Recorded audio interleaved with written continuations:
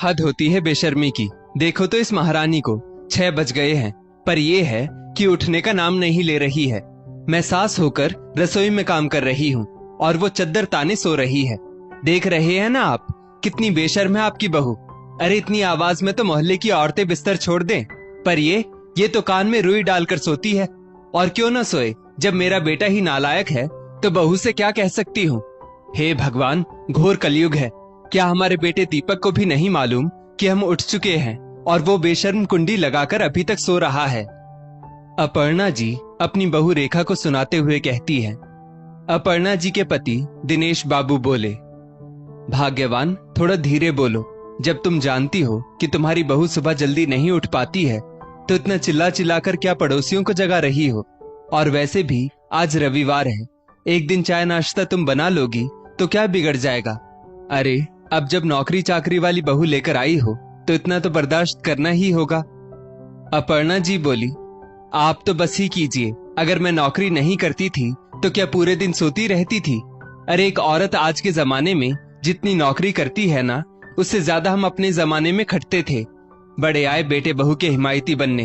अब उठेगी ना बहू तो वही आपको चाय देगी, मैं तो नहीं बनाने वाली आपके लिए चाय। तभी दीपक दरवाजा खोलकर बाहर निकला और बोला, माँ एक दिन तो चैन से सोने दिया कीजिए। आप जानती तो हैं मैं पूरे दिन ऑफिस का काम करके घर लौट कर आता हूँ, उसके बाद भी काम ही करता रहता हूँ। पर आप हैं कि हर रविवार की सुबह कचहरी लगाकर बैठ जाती है। पापा, आप माँ को कुछ कहते क्यों नहीं। दिनेश जी बोले, बेटा मैं क्या ही बोल सकता हूँ, मैं तो। दिनेश जी की बात अभी पूरी भी नहीं हुई थी कि अपर्णा जी बोली, बेटा दीपक, हम तो बस आपस में बात कर रहे थे, तुम्हें परेशान करने का हमारा कोई इरादा नहीं था। दीपक बोला, माँ मैं भी सब समझता हूँ, अब मैं कोई बच्चा नहीं रहा, मेरी शादी को भी 1 साल हो गया है। आप हर रविवार को हमारे कमरे के सामने बैठकर क्यों बातें करती है, मुझे ये समझ में नहीं आता। क्या साफ साफ कहिए ना कि आप रेखा को नींद से जगाना चाहती है। वो तो ईयरफोन लगाकर सो जाती है और नींद मेरी खराब होती है। अपर्णा जी बोली, बेटा दीपक, ये क्या अच्छा लगता है कि हम जाग चुके हैं और तुम लोग अभी तक सो रहे हो। क्या बहू को ये नहीं मालूम कि सुबह हमें चाय चाहिए होती है। तभी रेखा कमरे से बाहर निकली और बोली, मम्मी जी, मैंने कितनी बार आपसे कहा है कि एक फुल टाइम मेड रख लेते हैं, पैसे मैं दे दूंगी, पर नहीं, आपको तो बस मुझे परेशान करना है। मैं नौकरी करूं और घर गृहस्थी भी संभालूं। सॉरी, मुझे माफ कीजिएगा, ये मुझसे नहीं हो पाएगा, तो अब आपको जो करना है कर लीजिए। अपर्णा जी बोली, देख रहे हैं दीपक के पापा, आजकल की पीढ़ी तो अपने बुजुर्गों का सम्मान ही नहीं करती है। हमारे समय में क्या हम अपने सास ससुर से बदतमीजी कर पाते थे।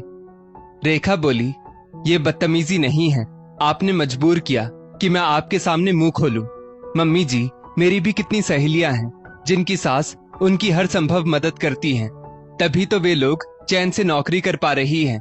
पर मैं तो जब से यहाँ आई हूँ, दफ्तर में भी मुझे आपकी वजह से 4 बातें सुनने को मिलती हैं। अपर्णा जी बोली, देखो तो इस लड़की को, कितनी लंबी जबान है इसकी, आखिर मेरी वजह से तुम्हें क्यों डांट पड़ती है। रेखा बोली, मम्मी जी, मैं मीटिंग में रहती हूँ तब आपका फोन आता है, मैं बॉस के सामने रहती हूँ तब आपका फोन आता है, और तो और कलीग्स के साथ बैठी रहती हूँ तब भी आपका फोन आता है। मेरा तो दफ्तर में मजाक बनकर रह गया है, जो अब मेरी बर्दाश्त से बाहर होता जा रहा है। सुन लो दीपक, या तो इस प्रॉब्लम को आज सॉल्व करो, वरना मैं अपने तरीके से इसका उपाय ढूंढ लूंगी, क्योंकि मुझे अपने करियर से ज्यादा प्यारा और कुछ नहीं है। इतना कहते हुए रेखा अपने कमरे में चली गई और उसने धड़ाम से दरवाजा बंद कर लिया। अपर्णा जी कुछ कहती उससे पहले ही दीपक बोला, मम्मी प्लीज रहम करो अपने बेटे पर, वरना बहू का सुख पाने के चक्कर में ऐसा ना हो कि बेटे का घर टूट जाए। पापा, बेहतर होगा आप मम्मी को कुछ रोज के लिए मामा जी के पास छोड़ आइए, थोड़ी तो शांति रहेगी, तब तक मैं रेखा को भी समझा लूंगा। अपर्णा जी बोली, वाह जी वाह, करे कोई और भरे कोई, मैं क्यों अपना घर छोड़कर जाऊंगी। दिनेश बाबू बोले, भाग्यवान, तुम ही तो कह रही थी कि तुम्हें अपनी भाभी से मिले हुए बड़े दिन हो गए, तो मिलाओ जाकर, और मैं भी 1-2 दिन के लिए गांव हो आता हूँ, शायद वहां जाकर तुम्हें कुछ नया सीखने को मिले, क्योंकि वहां भी नई बहू है और वो भी नौकरी करती है, शायद तुम्हारी सोच बदल जाए। इतना कहकर दिनेश बाबू वहां से चले गए और अपर्णा जी भी गुस्से में अपने कमरे में चली गई। थोड़ी देर बाद दीपक बाजार से नाश्ते के लिए कचौड़ी जलेबी लेकर आया और उसके कुछ देर बाद रेखा ने सबके लिए खाना बनाया। इधर अपर्णा जी ने अपनी भाभी कविता जी को फोन लगाया और हालचाल पूछने लगी। बातों बातों में कविता जी बोली, अरे जीजी, कितना समय हो गया, लगता है बहू के आने के बाद आपका मन लग गया है, तभी हमसे मिलने आप आती ही नहीं है। नेहा भी आपकी ही बहू है, उसे भी आकर अपना आशीर्वाद दीजिए। अपर्णा जी को लगा मानो कविता जी ने तो उनके मुंह की बात कह दी। अपर्णा जी झट से बोली, हाँ हाँ भाभी, मैं भी सोच ही रही थी कि कुछ रोज के लिए आपके पास आ जाऊं। नेहा से भी मिल लूंगी, क्योंकि उससे शादी में ही मिली थी, और देखो देखते देखते साल होने को आया है उस बात को। कविता जी बोली, तो आ जाओ ना जीजी, ये भी तो आपका ही घर है। अपर्णा जी ने जल्दी ही आने का कहकर फोन रख दिया। 2 दिन बाद दिनेश बाबू गांव के लिए निकल रहे थे, तो रास्ते में अपर्णा जी को उनके भाई के घर छोड़ते हुए चले गए। शाम में दोनों ननद भाभी खूब बातें कर रही थी, तो अपर्णा जी बोली, भाभी क्या बात है, नेहा काम से लौटकर अभी तक नहीं आई? मेरी रेखा तो समय पर घर आ जाती है। कविता जी बोली, अरे जीजी, आजकल के बच्चों को कहाँ फुर्सत मिलती है। हमारा समय और था, जब गिनकर 8 घंटे काम किया जाता था और पहली तारीख को गिने हुए पैसे मिलते थे। पर आज तो इतनी महंगाई हो गई है कि बच्चे ज्यादा से ज्यादा मेहनत करते हैं, तभी तो अपने भविष्य के लिए जोड़ पाते हैं। चलिए मैं खाने की तैयारी करती हूँ, तब तक नेहा भी आ जाएगी। अगले दिन अपने उठने के समय के मुताबिक 6 बजे अपर्णा जी की नजर नेहा को इधर उधर ढूंढने लगी। थोड़ी देर में कविता जी आई तो अपर्णा जी बोली, अरे भाभी, दिन चढ़ाया है और तुम्हारी बहू अभी तक नहीं उठी। ना जाने कैसा जमाना आ गया है, बहू के होते हुए सास काम कर रही है। अरे हमारे जमाने में तो जरा सी खटर पटर सुनकर घर की बहुएं सुबह सुबह उठ जाती थी। मैं आपको कल से देख रही हूँ, कल रात का भी काम आपने ही किया था और आज फिर आप ही जल्दी उठकर रसोई के कामों में लग गई। घोर कलयुग है, ये उल्टी गंगा क्यों बहा रही हो? कविता जी हंसकर बोली, जी आप तो बस आओ, हमारे साथ बैठकर चाय पी लो। इतना कहकर उन्होंने अपर्णा जी को चाय की प्याली पकड़ाई और बोली, आप तो जानती हैं, आपके भाई को सुबह 8 बजे ही नाश्ता चाहिए होता है, तो मुझे शुरू से जल्दी उठकर पूजा पाठ करके नाश्ता बनाने की आदत हो गई है। और अगर मैं नाश्ते की तैयारी कर भी लेती हूँ, इसमें गलत क्या है? वैसे भी नेहा रात में ऑफिस का काम करके देर से सोई थी, इसलिए उसे उठने में आज देर हो गई। अपर्णा जी मुंह बनाते हुए बोली, वो सब तो ठीक है भाभी, लेकिन ज्यादा ढील देने से बहुएं सिर चढ़ जाती हैं और प्यार का नाजायज फायदा उठाने लगती हैं।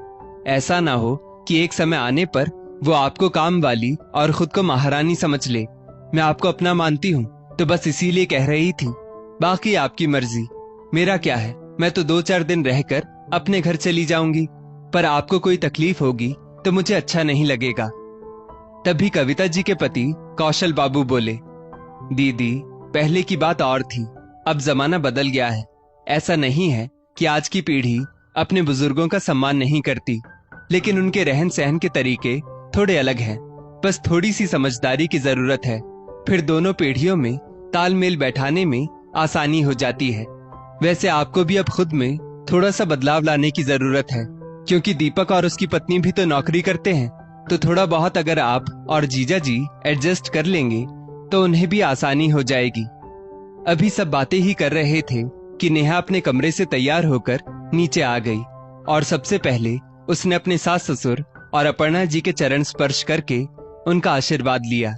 फिर वो कविता जी से बोली, मम्मी जी सॉरी, आज कुछ ज्यादा ही लेट हो गया, आगे से ध्यान रखूंगी। कविता जी बोली, कोई बात नहीं बहू, वैसे भी तुम देर से सोई थी और हम सब नाश्ता कर चुके हैं, बस ऐसे ही बैठकर बातें कर रहे थे। और हाँ, तुम्हारा नाश्ता भी रखा हुआ है, बस तुम अपने लिए चाय बना लेना। जी आप फिर से चाय लेंगी? नेहा बहुत अच्छी चाय बनाती है।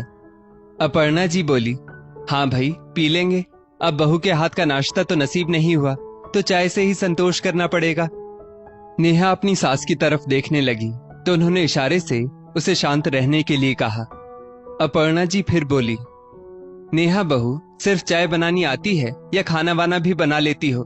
एक बात तो कहनी पड़ेगी, तुम्हारी तो लॉटरी लग गई है जो ऐसा ससुराल और सास ससुर मिले हैं, क्योंकि हमारी भाभी जैसी सास कहाँ मिलती है। कल से देख रही हूँ, बेचारी रसोई में ही लगी है। मुझे तो ये समझ में नहीं आता है कि बहू का सुख इन्हें कब मिलेगा, क्योंकि तुम्हारे लक्षण देखकर तो लगता नहीं है कि ये कभी चैन से बैठ पाएंगी। इतना कहकर अपर्णा जी हंसने लगी। नेहा हंसते हुए अपर्णा जी के गले में बाहें डालकर बोली, बुआ जी, मेरी मम्मी जैसी तो दुनिया में बहुत कम सास होती है, पर एक बात कहूँ, जिस घर में उनके जैसी सास हो जाए वहां बहू को बेटी बनने में देर नहीं लगती, और उस घर में लक्ष्मी माता का वास होता है और लड़ाई झगड़े तो कोसों दूर हो जाते हैं। आप चाय की बात करती हैं, आज दोपहर का खाना मैं बनाऊंगी, क्योंकि आज मैंने आपके लिए ऑफिस से छुट्टी ले ली है। तो आप बैठकर मम्मी जी से बातें कीजिए, मैं फटाफट आपके लिए इलायची वाली चाय लेकर आती हूँ। इतना कहकर नेहा रसोई में चली गई। अपर्णा जी कविता जी से बोली, भाभी, आपकी बहू की तो बड़ी लंबी जबान है, कोई अपने बड़ों से इतनी बातें करता है? बताओ भला कैसे मेरे गले पड़ गई थी। तभी कौशल बाबू बोले, जी, आपको तो खुश होना चाहिए कि अब हमारे बेटे मुकेश के साथ साथ हमें बहू के रूप में एक बेटी भी मिल गई है। इसकी वजह से पूरे घर में चहल पहल बनी रहती है, और हमें हमारे घर में घूंघट ओढ़े हुए बहू नहीं, बल्कि खुलकर जीती हुई बेटी ही चाहिए। तभी हमारा बुढ़ापा भी ऐसे ही हंसते मुस्कुराते बीतेगा, वरना वो दिन दूर नहीं जब हम इसके काम में नुक्स निकालेंगे और ये अपने पति को लेकर अपनी गृहस्थी अलग बसा लेगी। अपर्णा जी बोली, कौशल, तुम कहना क्या चाहते हो? मैं अपनी बहू को अगर सही गलत में फर्क करना सिखाती हूँ तो क्या मैं एक बुरी सास हूँ? कौशल बाबू ने रसोई की तरफ नजर डाली और बोले, देखो दीदी, कहना तो नहीं चाहता था, पर सिखाने और सुनाने में फर्क होता है। और जीजा जी ने मुझे आपके घर के हालात के बारे में बताया और आपके यहाँ आने का कारण भी बताया। मुझे बहुत दुख हो रहा है। जिन परेशानियों से कभी आप गुजरी थी, वही परेशानियां आप अपनी बहू रेखा के हिस्से में क्यों डाल रही हैं? कविता जी भी बोली, जी, छोटा मुंह बड़ी बात, आप तो मुझसे भी ज्यादा समझदार हैं, लेकिन आज के जमाने के हिसाब से हमें खुद में बदलाव लाना ही होगा। और आपको ऐसा क्यों लगता है कि आज की पीढ़ी अपने बुजुर्गों का सम्मान नहीं करती? बहू घूंघट ओढ़कर लड़ाई झगड़ा करे, ये क्या अच्छा लगता है? उससे बेहतर है हम उन्हें जीने की आजादी दें और वो हमारे बुढ़ापे में हमारी लाठी बने। इससे ज्यादा हमें और क्या चाहिए? अपर्णा जी को एहसास हुआ कि दीपक और रेखा मुकेश और नेहा से ज्यादा कमाते हैं, पर उनके घर में सुख शांति नहीं है और यहाँ चारों तरफ हंसी के हंसगुल्ले छूटते रहते हैं। उन्हें एहसास हुआ कि कहीं ना कहीं उनके घर में सुख शांति ना होने का कारण वो खुद बन रही है। तो बदलने की जरूरत बाकी लोगों को नहीं, बल्कि सिर्फ उनको है। 2 दिन बाद अपर्णा जी वापस अपने घर जाने लगी तो नेहा का हाथ अपने हाथ में लेकर बोली, बहू, तुम उम्र में मुझसे छोटी हो, पर तुमने मुझे बहुत बड़ी सीख दी है। और कविता, तुम बड़ी भाग्यशाली हो जो इतनी प्यारी बहू तुम्हें मिली है। अब अगली बार तुम लोग मेरे घर आना और देखना हम सास बहू में कितना प्यार है। इतना कहकर अपर्णा जी अपने घर चली गई। अगले दिन रविवार था। अपर्णा जी ने अपने समय पर उठकर बिना कोई आवाज किए रसोई का सब काम निपटाया और फिर दिनेश बाबू से बोली, चलिए बगीचे में बैठकर चाय पीते हैं। दिनेश बाबू अपर्णा जी में आए इस बदलाव को देखकर हैरान थे। तो अपर्णा जी बोली, ऐसे टुकुर टुकुर क्या देख रहे हैं? चाय पीजिए वरना ठंडी हो जाएगी। थोड़ी देर बाद दीपक की नजर घड़ी पर पड़ी तो 8 बज रहे थे। उसने रेखा से कहा, रेखा, 8 बज गए हैं, तुम भूल गई कि कल माँ आ चुकी है। रेखा भी जल्दी से बिस्तर से उठी और रसोई की तरफ भागी तो अपर्णा जी बोली, बहू, कहाँ भागी जा रही हो? आज रविवार है, थोड़ा आराम कर लो, और वैसे भी नाश्ते की तैयारी मैंने कर दी है, तुम दोपहर के खाने का देख लेना। रेखा का मुंह खुला का खुला रह गया। दीपक ने अपनी माँ का माथा छूकर कहा, माँ, आपकी तबीयत तो ठीक है ना? अपर्णा जी बेटे का कान पकड़ते हुए बोली, अपनी माँ का मजाक उड़ाता है? अरे अगर बहू हमारे लिए इतना करती है तो क्या मैं एक रविवार भी उसे आराम से सोने नहीं दे सकती? रेखा बोली, मम्मी जी सॉरी, लेट हो गया। अपर्णा जी बोली, नहीं बहू, सॉरी तो मैं कहती हूँ, इतने दिन जो लगा दिए तुम्हें समझने में। मुझे लगता था आज की पीढ़ी अपने बुजुर्गों का सम्मान नहीं करती, पर मैं भूल गई थी कि सम्मान करने का मतलब हर वक्त अपने बड़ों के सामने झुककर रहना नहीं होता। तो अब तुम आजादी से अपनी जिंदगी जियो। मेरी तरफ से तुम पर अब कोई रोक टोक नहीं होगी। दिनेश बाबू बोले, मुझे अगर पता होता कि कविता भाभी के पास जाने से तुम इतना बदल जाओगी तो मैं तो तुम्हें वहां बहुत पहले भेज देता। दिनेश बाबू की बात पर सब ठहाका लगाकर हंसने लगे। दोस्तों, इस स्टोरी को लेकर आपकी क्या राय है, नीचे कमेंट करके जरूर बताइएगा। और ऐसी ही और भी बेहतरीन वीडियोस के लिए हमारा पेज जरूर फॉलो करें। धन्यवाद।